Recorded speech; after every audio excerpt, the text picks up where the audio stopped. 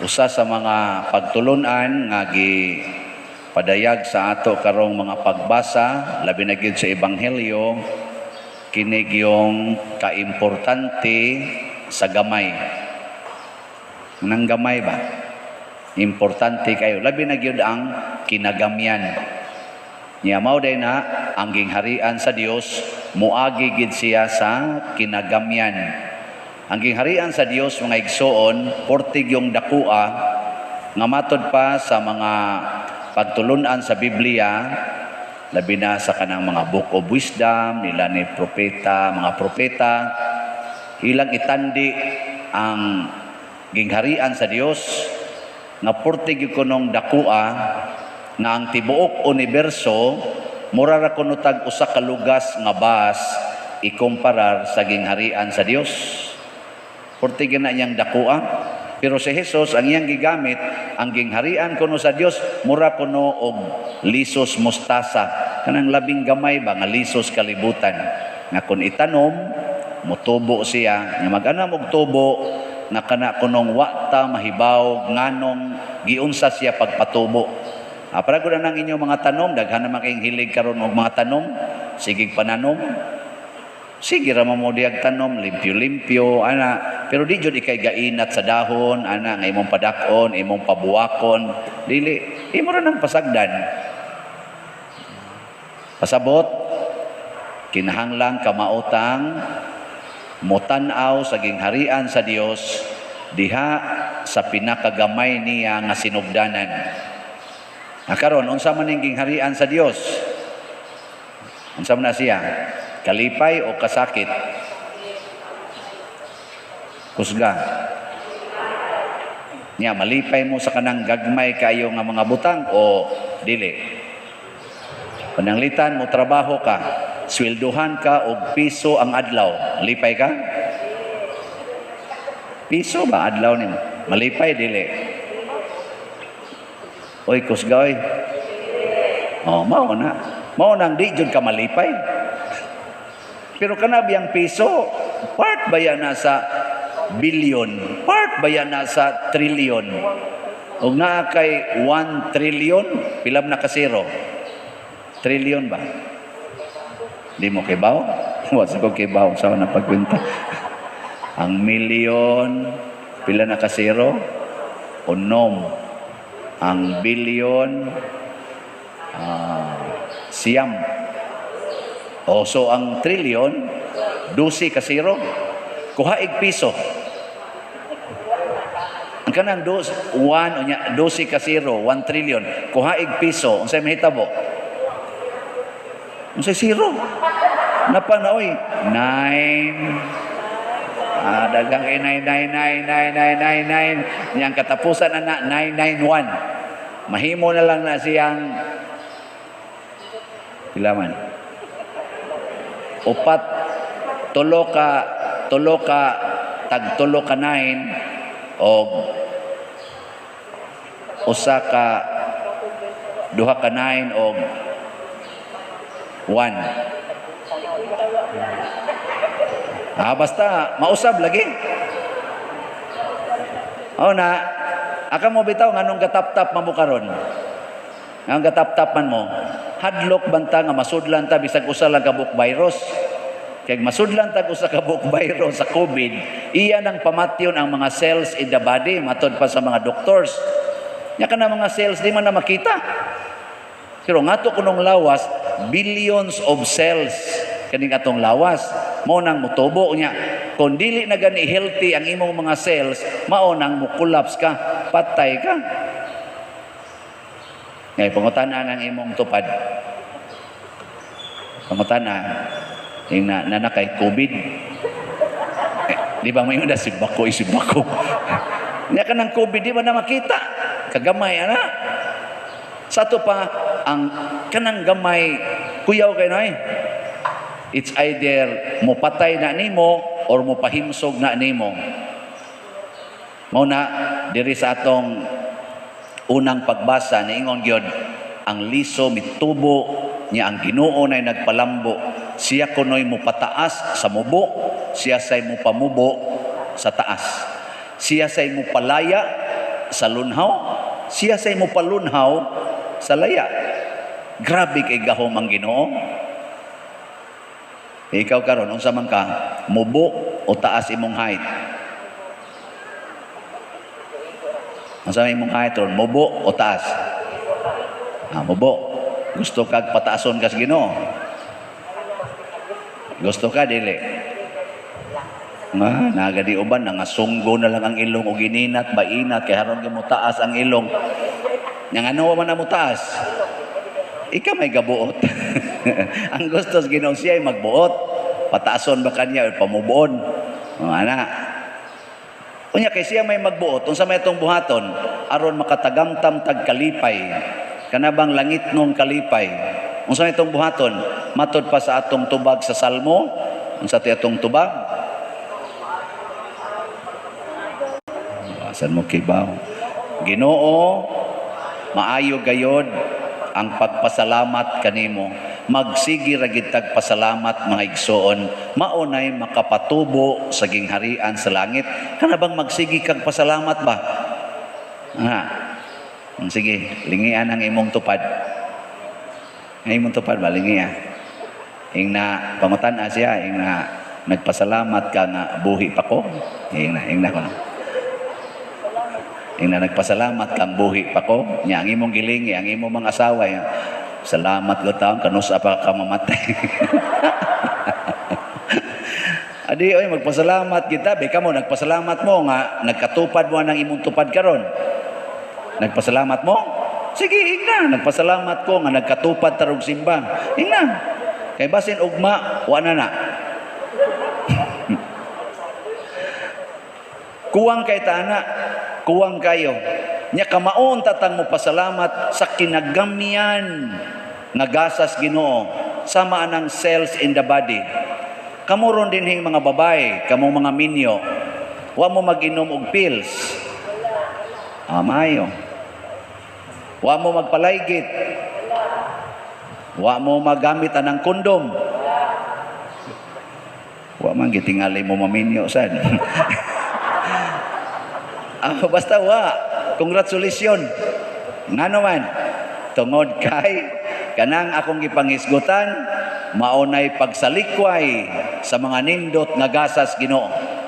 O katapusan gid natong isalikway ini mga buangon kay tandag ko. Abortion. Abortion ba? Nagani uban karon mag-euthanasia na ay solid kay nga Catholic nya na paralyze siya, wa nay nag-atiman niya, ang iyang mga anak busy kay trabaho, niingon na lang siya sa nurse, "Ma'am, administere lang ko og euthanasia." Ana bang injection nga makapatay ba? Kay wa na masad ko'y kapuslanan, paralyzed na. Naghatag naman lang kong pabugat sa akong isig katao. Pastilan. Wa gyud ka pasalamat nga siya makaginhawa nang inahanglan kay taginhawa. Katubit akong papa pagka-paralyze ato, naka-appreciate gyud ko nga nakahimo siya katunga sa iyang lakang. Sige, tuo man niya ang di nakalihok kani dinhi ba tuo. Di na sad katikang ang tiil. Sa sige na mong therapy, siging training, after mga almost 3 months, iya nang mairog ang iyang tiil. Di kaabot nga tos unahan, pero matupong na. O, garis loyo, iyang birahon, maabot diri. Lipay kay ko magtanaw.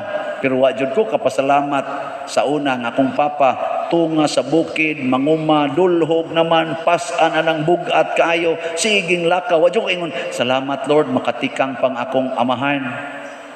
Maghuwat kitag maparalyze, una pa ta maka-appreciate anang lakang di ay matag lakang ato nang ma-appreciate. Akin akong maguwang din paralyze kana speedro. Ay, to daplin. Kana. Makalihok lang na gamay. Makahimo siya ganang hinay kay niyang lihok. Murag nindot ta kita naon kay sa una malay mo lihok ana. Pero sa una nga kauban mamiyan tos bukid, manguma, manabok og mangga, alab, dinaganay anang bukid kayo. Wa jud ko kaingon, salamat Ginoo makadagan mi. Kamo mga ginikanan, kapasalamat mo sa inyong anak nga kamaong magdagandagan sa inyo. Basig inyong mahapakan. Imbis nga mudaig, hapak ko na noon. Diwa na'y kalipay. Muna ang gingharian sa langit para sa mga tao nga kamaong magpasalamat. Kamaong mudaig sa maayong butang nga gihatag sa Ginoo. Sa atong ikaduhang pagbasa, niingon diri si San Pablo nga kining atong lawas mauni ang babag aron makahiusa ta sa puloy-anan sa Ginoo. Munang palabihon niya nga mahilayo aning lawasa, pero iyang gibawi pwede sa diayng gamiton ang atong lawas pagpahimuot sa Ginoo. Gamiton pagpahimuot, pasabot kanang imong lawas karon gamita na sa pagdaig sa Ginoo. Daiga siya pinaagi ng imong lawas. Dili kay ang imong lawas mo imong ipadaig sa mga tao. Ngam sa uban karon labi nang ato in tao mga igsuo mga babae. Awahin una ron dinhi kay mga buutan man mo mga babae dinhi. Kanag yung ubang babae gusto man mo idaigon ilang lawas. Anhi dinhi kuhaan nga rin. Sabungan na lang dinhi gamay kaayo. Maglaway sa damuban. Apil ng pare. Onya, ang Ginoo pa'y gidaig pinaagis imong lawas. Ang paggamit sa atong lawas aron daigon ang Ginoo, mahimuot ang Ginoo, gamita imong lawas sa paglikay og sala. Mo na siya. Ayaw gyud gamita imong lawas aron ka makasa og mag-TikTok ka diha. Unsa man na? Nagdaig kas Ginoo o nagdaig kas imong lawas? Kamo ba mo TikTok? Og imo nang kiskison imong kilay nya imong badlisan, nagdaig kas Ginoo o nagdaig kas imong lawas? Og imo nang kuluran imong buhok kay di jud ka gusto nga puti, tiguwang ka tan-awon, nagdaig kas Ginoo o nagdaig kas imong lawas? Timaniha ang atong lawas babag sa pagpakighiusas Ginoo, pero kung gamiton ang lawas aron pagpahimuot sa Ginoo, makapaadto sa dinatos Ginoo. Matud pang San Pablo kay hukman man tas Ginoo sumala sa atong binuhatan maayo o dautan ginamit ang lawas. Muna bantay-bantay gid mo diha. Kung magpuyo-puyo mo, wa mo magpakasal, nya sige mong hinikapay ana inyong lawas, nakapahimuot mo sa Ginoo. Uy, tubag. Kanagod kus gagod. Ana. Unyang nagkinusmuray na mo ron, kay nag-ilog lang mo anang utlana sa yuta ninyo. Nakapahimuot pa mo sa Ginoo, masiga na kay mong mata. Hait na kay mong tinanawan. Wa na. Pero maghigugmaay, magpasayloay, aporting nindutas kinabuhi. Amaw na atong misyon. Lingian na imong tupad. Yung tupad balingi di manggi mo mulingi, gamita imong lawas balingi imong tupad. Ana imong tupad lingi ana nya ingna dayon siya maghigugmaay na ta ha. Sige na, ingna. Let us love each other. Kay ang Ginoo nag-ingon man gyud, kinsa tong naghigugmaay nakaila sa Dios ug nagpuyo diha sa Dios ug ang Dios nagpuyo diha kaniya. Basta maghigugmaay. Di man gani mo mulingi. Hadlok man sada kapoy lingi-lingi siging sunod aning sulti aning paria lingi sana siya lingi iniguli nimo si inyo reklamador kay kastanan unsaon man gyud kosmo jud kag naong di natamalik simba day sige lingi-lingi alam na. Di ako lang nang gihunahuna ba pero wa man ako makita yung naong ram sa magmalipayo gamay no. O gipanggutom na baka noon mo. Pero mga igsoon, gamiton ang lawas pagpahimuot sa Ginoo. Ayaw na lang pagsigig hunahuna, do na ba ko'y makuha ani uwa. Basta nagtuman ta sa sugos Ginoo, muratag tanom, patubuon ra tas Ginoo, wa ka masayod kanusa kaniya gamiton. Nya kana mga ginagmay natong gihatag aron lang pagpalipay sa tong isigkataw, iya sad nang patubuon. Tanawa, ang kamatayon ni Kristo siya rang usa. Pero nitubo karon abot ni San Vicente. Oh. San Vicente Ferrer, karidirib, gasigi siya gwali, siya ra gyud to, sawayon pa usahay, from sige lang yung padayon, karon, wana, sikat na kayo. San Antonio de Padua, na nagpista karon. Kadto, usa sa tos mga sinalikway, dugay sa kaito siyang gidawat sa mga tao. Nay, pipila, kato mga masakiton, uban pa, pero ang mga tao, mga pare, saway. Pero karon, sikat kayo. San Roque, siya ra yung usa taong gaantos dito. Iro na lang gud mo imo atiman niya. Sige lang yung padayon. Noong sa may kapuslanan aning antusa, karon, hastang sikatang San Roque. Daghang yung hubog ginigpista. Ano man, ni bunga. Kanang imong pagsigig sabot anang imong asawa nga di masabtan ang batasan, sagdi lang. Ingka wa man gini mausab pa dir, ay sige lang, mamatay ra na. Nga ikamatay ana nga wa jud kay sa premyuhan kas Ginoo dito sa langit. Ay na lang pagsigig ingon nga kanus man ni mausab mo maday ato, kanus pa man ni mausab pa dir. Ana. Ikaw asawa kanang pagsige nimo dawat anang imong bada nga palahubog kay tanan, mga bit pagyud usahay. Ana, ayaw na lang pagsig pangutana ba usab pa ba ning panuway nako? Ayaw na, sige lang jud higugma sama sa gatanom kag liso nga wa ka kibaw kanus am tubo. Ang Ginoo ray mo patubo ana. Di lang nimo mahibaw-an nga porti na diay nimong lipaya, porti na diay nimong nindutag kinabuhi gumikan sa imong inadlaw-adlaw nga pag-antos o pagdawat tungod og alang sa Ginoo. Mao na kita bitaw dinhi, sige lang dawat ana mga slots ginagmay-gagmay ana. O tanawa di ba? Lingi ang atong simbahan. Mao ni mga ginagmay-gagmay mga hatag, wa may ni hatag nato dinig minilyon. Kanang ginagmay hapit dili makita, inigtan-aw nato. Oy, maura man dinhi. Pero sige lang yung dawat.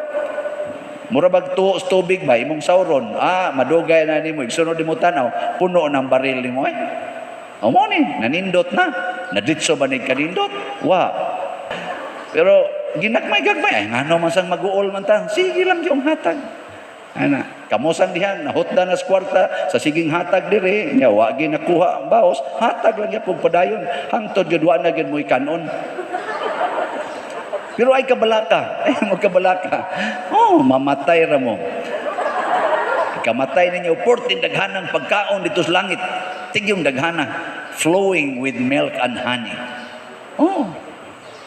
Hawa kayo mo muto. Sige na, manindog na ta.